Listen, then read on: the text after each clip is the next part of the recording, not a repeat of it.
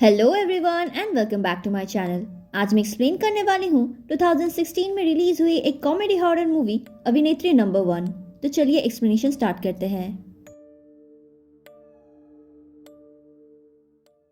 तो मूवी की स्टार्टिंग में हम मिलते हैं कृष्णा से, जो कि एक गांव का लड़का था और मुंबई में काम करने आया है। पर काम की जगह उसका ध्यान था लड़कियों पे, क्योंकि वो एक मॉडर्न लड़की से शादी करना चाहता था। इसीलिए उसने अपना बायोडेटा भी बनाया था। अब कृष्णा के ऑफिस में एक न्यू लड़की ने ज्वाइन किया था, जिसे देख के कृष्णा को काफी अच्छा लगता है, तो वो उसको भी अपना बायोडेटा दे देता है। कृष्णा अपनी तारीफ करने लगता है, तभी वो लड़की बोलती है कि सब कुछ ठीक है, पर उसका एक बॉयफ्रेंड है, इसीलिए वो उसे हाँ नहीं बोल सकती। पर इससे कृष्णा बिल्कुल भी निराश नहीं होता और बताता है कि अगर उसका ब्रेकअप हो गया तो वो कृष्णा के पास आ सकती है। अब ब्रेक टाइम में जब कृष्णा अपने दोस्तों से मिलता है तो उसके दोस्त भी बोलने लगते हैं कि कृष्णा काफी अजीब है। लोग गांव से शहर आते हैं तरक्की के लिए, पर कृष्णा तो आया था एक मॉडर्न लड़की से शादी करने के लिए। तभी उसका एक दोस्त मजाक में बोलता है कि देखना कृष्णा को जरूर कोई देहाती लड़की ही मिलेगी। जो सुन के कृष्णा भड़क जाता है और बोलता है नो वे, वो किसी मॉडर्न लड़की से ही शादी करेगा। अब हम मिलते हैं कृष्णा के और एक दोस्त संजय से, जो कि कृष्णा के ही गांव से था। वो आके कृष्णा को नींद से जगाता है और बोलता है कि उसकी दादी की तबीयत बहुत खराब है, इसीलिए उसके पापा ने तुरंत उसको गांव में बुलाया है। अब वो लोग वहाँ से फौरन रवाना देते हैं और फिर गांव में भी पहुंच जाते हैं और उनके गांव का नाम था वेटापल्लम। अब बीच रास्ते में उनके गाड़ी के सामने कुछ गाय आ जाती है, जिसको कृष्णा भगाने लगता है। तभी हमें एक लड़की दिखाई जाती है और पता चलता है कि ये सारे गाय उसके थे। अब कृष्णा उसे डांटने लगता है क्योंकि उसने बीच रास्ते में अपने गायों को ऐसे छोड़ दिया था, पर वो लड़की कृष्णा को कुछ भी नहीं बोलती और वहाँ से चली जाती है। अब हम कृष्णा के घर को देखते हैं, जो देख के समझ में आता है कि गांव से होने के बावजूद भी कृष्णा एक बड़े और अच्छे फैमिली से बिलोंग करता था।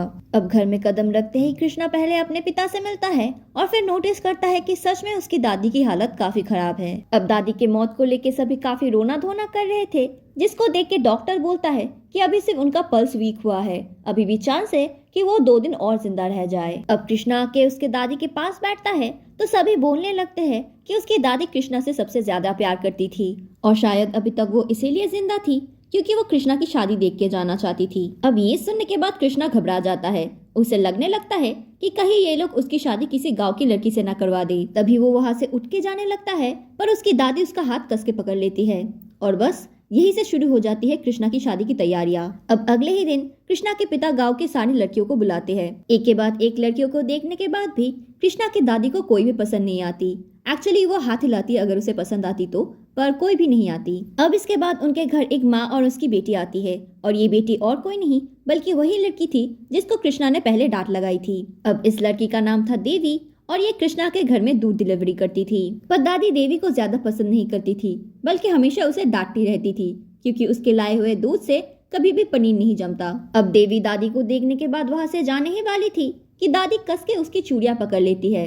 ये देखने के बाद सभी सोचने लगते हैं कि शायद दादी यही चाहती है कि कृष्णा के साथ देवी की शादी हो। अब शादी तो फिक्स हो चुकी थी, पर ऑब्वियसली कृष्णा शादी नहीं करना चाहता था। अब संजय उसे एक आइडिया देता है और दोनों दारू पीने की एक्टिंग करके रात को देवी के घर जाते हैं। संजय देवी को समझाने की कोशिश करता है कि कृष्णा कितना बड़ा बेवड़ा है और उससे शादी करके देवी की जिंदगी खराब हो जाएगी। कृष्णा देवी को बोलता है कि अगर वो चाहे तो शादी कैंसिल कर सकता है, क्योंकि वो देवी के भलाई के बारे में ही सोच रहा है। पर देवी के माँ को लगता है कि कृष्णा कितना अच्छा है कि शादी के पहले ही देवी के भलाई के बारे में सोच रहा है। वो बताती है कि उन्हें कृष्णा पसंद है और देवी की शादी कृष्णा से ही होगी। अब कृष्णा काफी परेशान होता है क्योंकि उनका प्लान फेल हो गया था। तभी संजय बताता है कि अगर किसी के घर में किसी की मौत हो जाए तो अगले 1 साल तक उसके घर में कोई भी शुभ काम नहीं होता। अब कृष्णा पूछने लगता है कि उनके घर में कौन मरेगा। तभी संजय उसे एक ऑक्सीजन मास्क दिखाता है, जो देख के कृष्णा समझ जाता है कि उसने दादी का ऑक्सीजन मास्क उतार लिया है। अब दादी को देखने डॉक्टर आते हैं और फिर वो बताते हैं कि जिसने भी मास्क उतारा है सही टाइम में उतारा है। अब दादी बिल्कुल ठीक है। अब ये सुनने के बाद कृष्णा के पिता तो काफी खुश होते हैं। उन्हें लगने लगता है कि देवी के आने के बाद ही दादी ठीक हो गई, इसीलिए वो अगले ही दिन दोनों की शादी करवाएंगे। अब दोनों की शादी हो जाती है और फिर कृष्णा आता है उसके दादी के पास उनके आशीर्वाद लेने। अब दादी बोलने लगती है कि कृष्णा जब शहर गया था तो उन्हें लगा था कि कृष्णा किसी शहर के मॉडल लड़की से शादी करेगा और दादी को एक हीरोइन जैसी बहू मिलेगी, पर वो तो वापस आ गया और देवी से शादी कर लिया, वही देवी जिसको वो बिल्कुल भी पसंद नहीं करती। अब ये सुनने के बाद कृष्णा शॉक भी होता है, डिसअपॉइंटेड भी होता है और काफी गुस्सा भी। एनीवेज अब शादी तो हो चुकी थी तो कृष्णा देवी को मुंबई लेके जाता है। अब कृष्णा अपने ऑफिस के दोस्तों के साथ एक फ्लैट में रहता था, पर वो देवी को लेके वहां नहीं जा सकता था क्योंकि ऐसा करने से दोस्तों के सामने उसकी नाक कट जाती। इसीलिए वो संजय को उन दोनों के लिए एक न्यू फ्लैट ढूंढने को बोलता है और देवी को लेके संजय के फ्लैट में चला जाता है। अब कुछ दिन बाद वो लोग अपने नए फ्लैट में शिफ्ट होने जाते हैं। तभी ओनर उनको कीज देता है और पूछने लगता है कि इन्हें सब कुछ पता है या नहीं। तब ब्रोकर बताता है कि हाँ, इन्हें सब कुछ पता है। अब कृष्णा अंदर जाके देखता है कि फ्लैट की हालत काफी खराब है। वो देवी को अंदर रुकने के लिए बोलता है और खाना लेने बाहर जाता है। साथ ही वो ये भी बोलता है कि वो जल्दी देवी के लिए एक मेड भी ढूंढ देगा। अब कृष्णा के बाहर जाने के बाद देवी घर को बहुत अच्छी तरीके से देखने लगती है। कृष्णा जब वापस आता है तो फ्लैट को इतना साफ देख के शॉक्ड हो जाता है।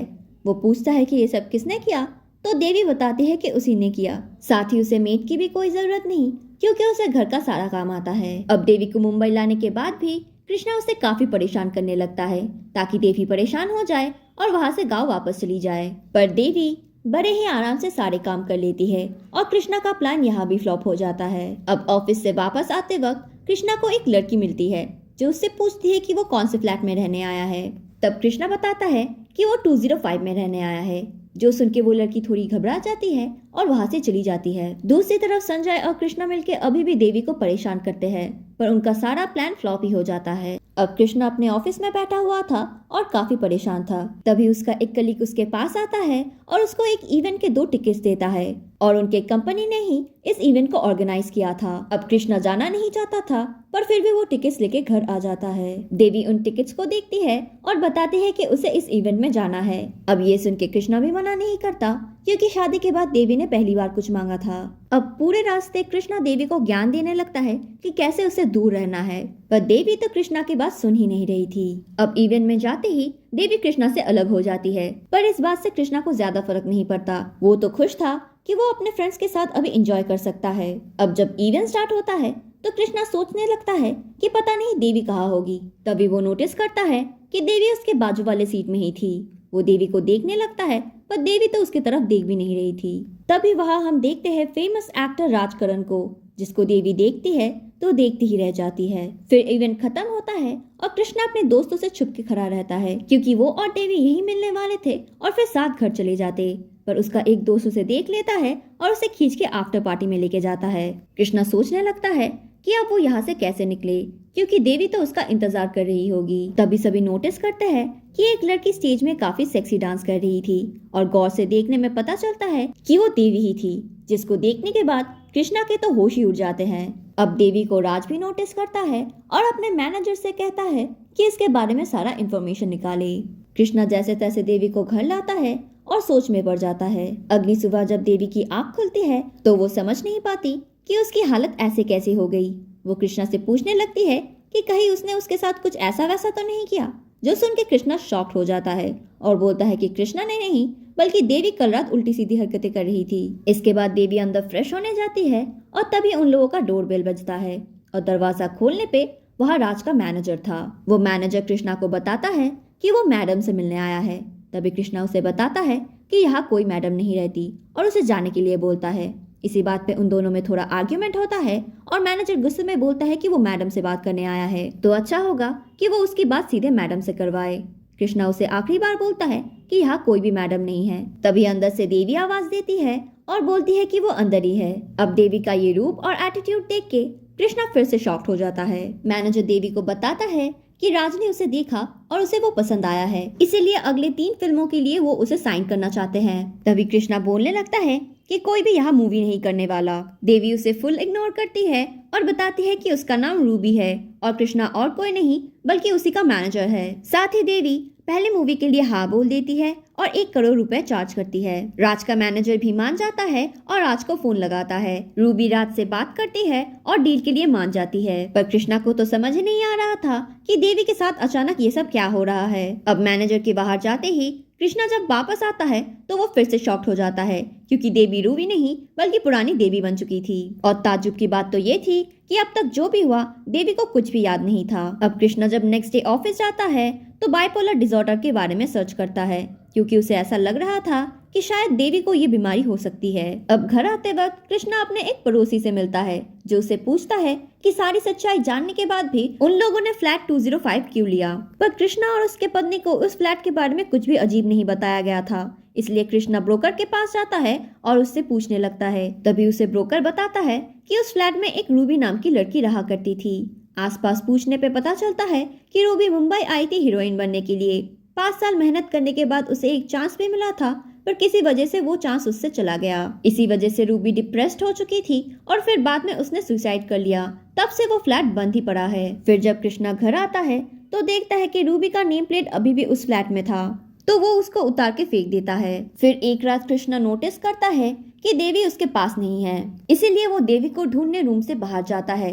देवी लिविंग रूम में थी और वहाँ के विंडो से वो अपने पड़ोसी के घर में झांक रही थी। तभी वो नोटिस करता है कि देवी विंडो से झांक के राज का फिल्म देख रही थी, जो कि उसका पड़ोसी भी देख रहा था। तभी कृष्णा देवी से पूछता है कि टीवी तो उनके घर में भी है, तो वो ऐसे झांक के क्यों देख रही है। वो लगातार देवी को आवाज लगाने लगता है, पर देवी उसके कोई भी बात का रिस्पॉन्ड नहीं कर रही थी। तभी कृष्णा देवी के जगह रूबी बोलता है और देवी पीछे मुड़ती है, जिसको देखने के बाद तो कृष्णा की वही फटके 32 हो जाती है और वो बेहोश होकर गिर जाता है। अब अगली सुबह देवी जब उसको नींद से उठाती है तो उसको देख के कृष्णा काफी डर जाता है। देवी को समझ में नहीं आ रहा था कि कृष्णा ऐसे बिहेव क्यों कर रहा है।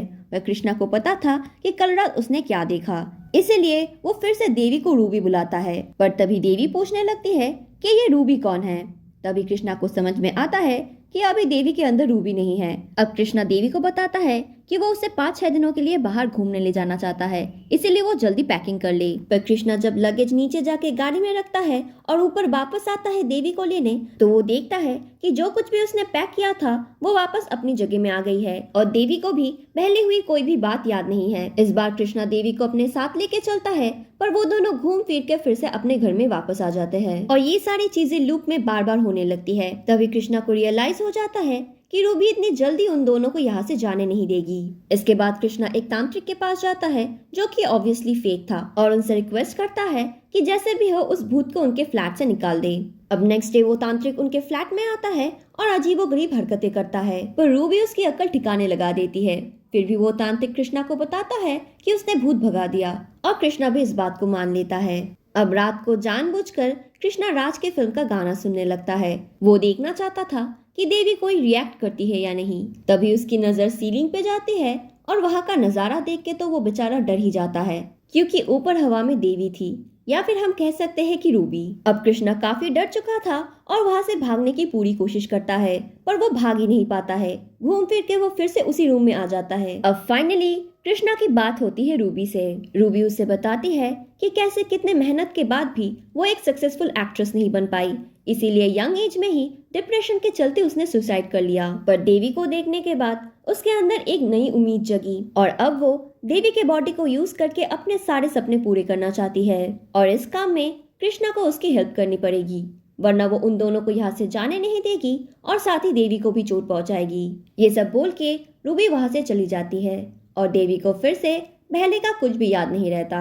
अब ना चाहते हुए भी कृष्णा को रूबी की बात माननी ही पड़ती। भले ही कृष्णा देवी से प्यार नहीं करता था, पर उसके लिए बुरा भी नहीं चाहता था। अब नेक्स्ट दिन से ही शूटिंग स्टार्ट होने वाली थी, इसीलिए राज ने रूबी के लिए अपनी गाड़ी भेजी थी। कृष्णा भी गाड़ी को देख लेता है और समझ जाता है कि उसे आगे क्या करना है। वो देवी को घर से बाहर ले जाता है, जहाँ रूबी उसको पजेस कर लेती है। एक्चुअली रूबी ने उसे प्रॉमिस किया था कि घर के अंदर वो देवी को परेशान नहीं करेगी, पर घर के बाहर वो हमेशा रूबी ही होगी। अब रूबी जब शूटिंग लोकेशन में पहुंचती है तो उसके अंदर एक अलग ही कॉन्फिडेंस था और जल्दी शूटिंग भी स्टार्ट हो जाती है, जहां सबको रूबी की परफॉर्मेंस काफी अच्छी लगती है। कहीं ना कहीं कृष्णा भी नोटिस करता है कि रूबी काफी टैलेंटेड थी। अब घर वापस आते ही देवी को याद नहीं रहता कि उसने सारा दिन क्या किया है। तब कृष्णा उसे कुछ बहाना देता है और देवी भी उसकी बात मान जाती है और ऐसा हर रोज ही होने लगता है। जो बात देवी को काफी अजीब लगती है, पर वो कृष्णा से ज्यादा सवाल नहीं करती और अपने घर का काम करने लगती है। अब सारा दिन बाहर काम करने की वजह से देवी के बॉडी में काफी पेन होने लगता है, क्योंकि मूवी देखना तो इजी होता है पर उसमें काम करना नहीं। ये सब देख के कृष्णा को देवी के लिए काफी बुरा लगता है, पर वो भी कुछ नहीं कर पाता क्योंकि देवी मेड नहीं हायर करना चाहती थी और रूबी उन दोनों का पीछा नहीं छोड़ने वाली थी। पर उसकी थोड़ी सी मदद करने के लिए नेक्स्ट डे कृष्णा रूबी के पास एक कॉन्ट्रैक्ट लेके जाता है जिसमें लिखा था कि इस मूवी के बाद वो देवी को परेशान नहीं करेगी, साथ ही वो कोई किसिंग सीन या रेप सीन नहीं कर सकती या फिर ऐसा कोई भी सीन नहीं करेगी जिसकी वजह से वो और देवी अनकंफर्टेबल फील करे। ये सब देख के रूबी उसके ऊपर काफी गुस्सा करती है और उसे समझाने की कोशिश करती है कि फिल्म्स ऐसे नहीं बनते, हर एक फिल्म में स्टोरी होती है और उसे स्टोरी के अकॉर्डिंग ही काम करना पड़ेगा। तभी कृष्णा उसे याद दिलाता है कि एक्ट्रेस बनने का सपना रूबी का है, देवी का नहीं। फिर काफी देर बहस के बाद फाइनली रूबी उस कॉन्ट्रैक्ट में साइन कर ही देती है। उसके बाद हम राज को देखते हैं जो धीरे धीरे रूबी से प्यार करने लगा था। वो डिसाइड करता है कि वो रूबी से बाकी की फिल्म्स नहीं करवाएगा बल्कि उससे शादी करेगा और शादी के बाद रूबी कोई भी फिल्म्स नहीं करेगी। इसी सिलसिले में वो एक दिन कृष्णा को अपने ऑफिस बुलाता है और उसे बताता है कि वो रूबी से प्यार करता है और उससे शादी करना चाहता है और इस बारे में उसे कृष्णा की हेल्प चाहिए। वो उसे एक लव लेटर देता है और बोलता है कि टाइम मिलने में ये रूबी को दे दे। अब ऑब्वियसली कृष्णा ये सब नहीं करना चाहता था क्योंकि देवी उसकी पत्नी है और कहीं ना कहीं वो भी देवी से प्यार करने लगा है। अब एक दिन देवी के पेरेंट्स और कृष्णा के पिता उनसे मिलने आते हैं। वो लोग बताते हैं कि अगले एक हफ्ते वो उनके साथ ही रहने वाले हैं। ये सुनने के बाद कृष्णा थोड़ा खुश होता है क्योंकि उसे लगता है कि एक हफ्ते के लिए देवी को लेके उसे बाहर जाने की जरूरत नहीं पड़ेगी। इससे देवी को रूबी नहीं बनना पड़ेगा और घर और बाहर दो जगह काम नहीं करना पड़ेगा क्योंकि देवी की माँ भी वहाँ थी तो वो देवी की हेल्प कर पाएगी और देवी थोड़ी रेस्ट ले पाएगी। पर अगले दिन ही शूट से कॉल आता है क्योंकि रूबी वहां नहीं पहुंची थी, इसीलिए कृष्णा उन्हें बताता है कि रूबी की तबीयत खराब है और वो कुछ दिन शूटिंग के लिए नहीं आ पाएगी। अब देवी की माँ देवी को किचन में हेल्प कर रही थी, तभी वो पूछती है कि कृष्णा उसका ख्याल रखता है कि नहीं। तब देवी उन्हें बताती है कि कृष्णा बहुत अच्छी तरह से उसका ख्याल रखता है, साथ ही उसे बहुत प्यार भी करता है और घुमाने भी लेके जाता है। अब ये सब सुन के कृष्णा को थोड़ा बुरा लगता है क्योंकि रियलिटी में वो देवी के लिए कुछ भी नहीं कर पा रहा था। तभी वो नोटिस करता है कि राज उनके घर तक आ गया था। अब वो राज को रोकने नीचे जा ही रहा था कि राज के सामने पूरी पब्लिक जमा हो जाती है। आखिर वो एक फिल्म स्टार है। अब कुछ ज्यादा ही भीड़ बढ़ जाती है और राज का मैनेजर उसे बोलता है कि वो वापस चले। तभी राज रूबी को नोटिस करता है और उससे इशारों में पूछता है कि उसकी तबीयत ठीक है कि नहीं। अब देवी को कुछ नहीं समझ आता पर वो भी राज की बड़ी फैन थी। वो खुश थी कि राज ने उसे नोटिस किया, इसलिए वो भी हाथ हिला देती है। अब राज का मैनेजर कृष्णा से फोन में बात करता है और उससे पूछता है कि रूबी अभी ठीक है कि नहीं। तब कृष्णा बताता है कि रूबी की तबीयत अभी ठीक है और वो लोग जल्दी ही शूटिंग में आ जाएंगे। अब कृष्णा को समझ में आ गया था कि अगर वो रूबी को लेके नहीं जाता तो राज यहाँ पर आ जाएगा, जिससे और भी बड़ी प्रॉब्लम क्रिएट होगी। इसीलिए वो रूबी को बुलाता है और घर वालों को भगाने में उसकी मदद मांगता है। अब रूबी एक प्लान बनाती है और प्रिटेंड करती है कि कृष्णा और देवी एक दूसरे से बहुत प्यार करते हैं, पर उनके पेरेंट्स के आने की वजह से वो लोग रोमांस नहीं कर पा रहे। अब कृष्णा भी इस प्लान में उसका साथ देता है और दोनों जोर जोर से बातें करने लगते हैं। उनके पेरेंट्स भी ये सारी बातें सुन लेते हैं और उन्हें भी बुरा लगने लगता है क्योंकि उन दोनों की नई नई शादी हुई थी और वो लोग उनका प्राइवेट टाइम खराब नहीं करना चाहते थे। इसीलिए वो लोग डिसाइड करते हैं कि कल सुबह यहाँ से चले जाएंगे। जाने के पहले कृष्णा का पिता उससे बोलता है कि भले ही कृष्णा को देवी पसंद नहीं था पर देवी एक अच्छी लड़की है, इसीलिए वो देवी का ध्यान भी रखे और उसे बहुत सारा प्यार भी करे। अब नेक्स्ट डे शूट में एक फाइटिंग सीन था जहाँ रूबी को थोड़ी चोट लग जाती है और तभी बाकी जूनियर आर्टिस्ट बोलने लगते हैं कि रूबी नाटक कर रही है, जो राज सुन लेता है और उसे काफी गुस्सा आता है। और फिर डायरेक्टर के एक्शन बोलने के बाद वो उन लोगों को सच में भगा भगा के मारने लगता है और ये देखने के बाद रूबी भी थोड़ी इम्प्रेस हो जाती है। अब रात को कृष्णा जब देवी से बात करने जाता है तभी वो दोनों करीब आ जाते हैं। अब जल्दी ही पैकअप हो जाता है जिससे मूवी में काम कर रहे सभी लोग बहुत खुश होते हैं, पर सबसे ज्यादा खुश तो कृष्णा था क्योंकि इसके बाद रूबी देवी को परेशान नहीं करेगी। वो रूबी को बताता है कि अब उसका जाने का वक्त हो गया है। तभी रूबी बोलती है कि जब तक मूवी रिलीज नहीं होती तब तक रूबी कहीं नहीं जाएगी। अब रात को वो दोनों जब सो रहे थे तभी कृष्णा नोटिस करता है कि देवी रो रही है। अब वो देवी के लिए परेशान हो जाता है और उससे पूछने लगता है कि उसे क्या हुआ है। तभी देवी बताती है कि शायद देवी को कोई बड़ी बीमारी हो गई है क्योंकि वो सारा दिन क्या करती है उसे कुछ याद ही नहीं रहता और इसी वजह से वो काफी परेशान हो चुकी है और ऐसा ही चलता रहा तो कृष्णा भी उसे एक दिन छोड़ देगा। तभी कृष्णा उसे समझाता है कि ऐसा कुछ भी नहीं होने वाला, बहुत ही जल्दी सब कुछ ठीक हो जाएगा और देवी भी ठीक हो जाएगी। अब कृष्णा को यहाँ देवी के लिए बहुत बुरा लगने लगता है। अब राज उसे फिर से ऑफिस बुलाता है और बताता है कि उसे लव लेटर देने की कोई जरूरत नहीं। कृष्णा काफी खुश होता है क्योंकि उसे लगता है कि राज अब शायद रूबी से शादी नहीं करना चाहता। तभी राज बताता है कि वो खुद जाके रूबी को प्रपोज करेगा। अब मूवी रिलीज हो जाती है और सभी को मूवी काफी पसंद आती है। स्पेशली रूबी की एक्टिंग। यहाँ तक कि कृष्णा भी खड़ा हो जाता है और तालियां बजाने लगता है क्योंकि रूबी ने सच में कमाल का एक्टिंग किया था। रूबी भी काफी खुश थी क्योंकि फाइनली उसका सपना पूरा हो चुका था। अब कृष्णा उसके पास आता है और उसकी काफी तारीफ करता है। वो बोलने लगता है कि वो कभी रूबी से मिला तो नहीं, पर उसे पता है कि अगर आज रूबी जिंदा होती तो बहुत बड़ी एक्ट्रेस होती। पर अब उसे देवी के बॉडी से जाना होगा ताकि देवी अपनी जिंदगी अपनी मर्जी से जी पाए। तभी रूबी बताती है कि उसका मूड चेंज हो चुका है और अब वो देवी की बॉडी छोड़ के कहीं नहीं जाएगी। वो देवी की बॉडी को इस्तेमाल करके और भी मूवीज करेगी और बहुत ज्यादा सक्सेसफुल होगी। जो जिंदगी वो पहले नहीं जी पाई वो जिंदगी वो अब जिएगी। ये सुनने के बाद कृष्णा शॉक भी होता है और गुस्सा भी। वो रूबी को कॉन्ट्रैक्ट के बारे में याद दिलाता है, पर रूबी ने डिसाइड कर लिया था कि वो कहीं भी नहीं जाने वाली। अब प्रेस कॉन्फ्रेंस स्टार्ट हो जाता है और कृष्णा वहां जाके सभी को बताने लगता है कि स्टेज में रूबी नहीं बल्कि देवी है और देवी उसकी वाइफ है। पर रूबी कुछ ऐसा करती है जिससे किसी को भी कृष्णा की आवाज सुनाई नहीं देती। फिर वो लिख के सभी को बताने की कोशिश करता है, पर रूबी उसकी लिखावट भी बदल देती है। रूबी को पता था कि कृष्णा उसके आगे कुछ भी नहीं कर पाएगा और कृष्णा भी उसके सामने हेल्पलेस फील करता है। अब कॉन्फ्रेंस के दौरान राज अपनी दिल की बात बताने ही वाला था कि तभी अचानक रूबी बेहोश होकर नीचे गिर जाती है।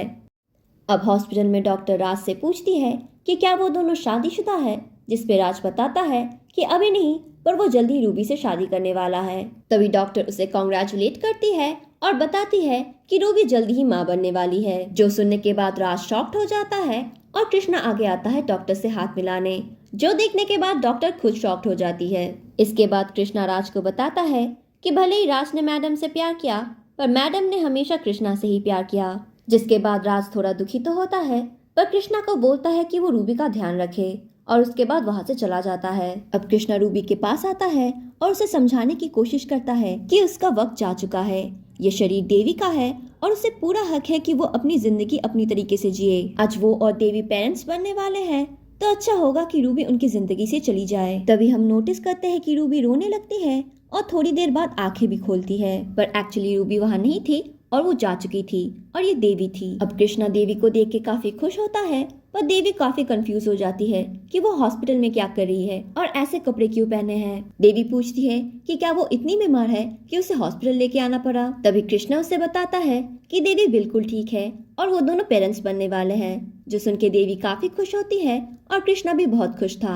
अब हम देखते हैं कि 2 साल बीत चुके हैं। देवी और कृष्णा का रिलेशन भी बहुत अच्छा हो चुका है और उन दोनों की एक बेटी भी है। अब कृष्णा जब ऑफिस के लिए बाहर निकलता है तब उसे कोई आत्मा पजेस कर लेती है और वो रूबी की नेम प्लेट की तरफ देखता है, यानी ऐसा हो सकता है कि रूबी वापस आ गई है और इस बार वो कृष्णा को पजेस करने वाली है। तो यही थी इस मूवी की कहानी। आई होप आप लोगों को मेरा एक्सप्लेनेशन पसंद आया होगा।